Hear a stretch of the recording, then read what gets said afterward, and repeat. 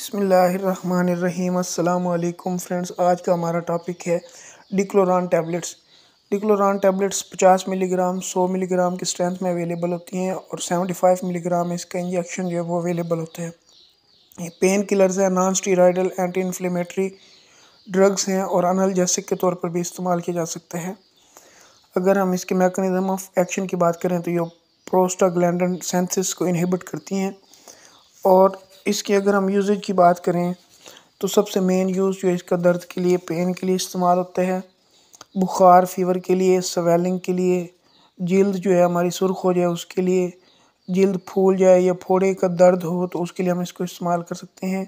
Back pain या कमर दर्द के लिए इस्तेमाल कर सकते हैं। ऑस्टियोआर्थराइटिस जोड़ों के दर्द के लिए इस्तेमाल कर सकते हैं।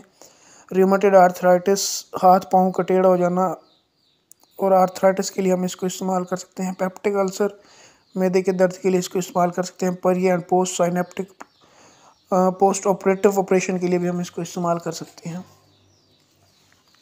अगर हम इसके जो है बात करें साइड इफ़ेक्ट के बारे में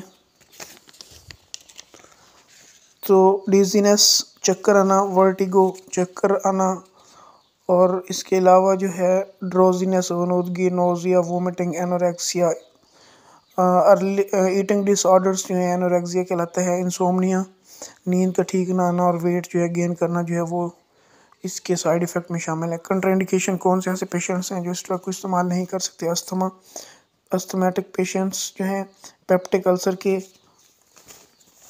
हाइपर सेंसिटिविटी पेशेंट्स जो हैं इससे, और हेमोरेज के लिए, और जीआई ब्लीडिंग के पेशेंट्स जो हैं वो इसको इस्तेमाल ना करें। फ्रेंड्स, मेरे चैनल को सब्सक्राइब करें ताकि आपको इससे ज़्यादा इन्फॉर्मेटिव और अच्छी वीडियो फराहम की जा सके। शुक्रिया।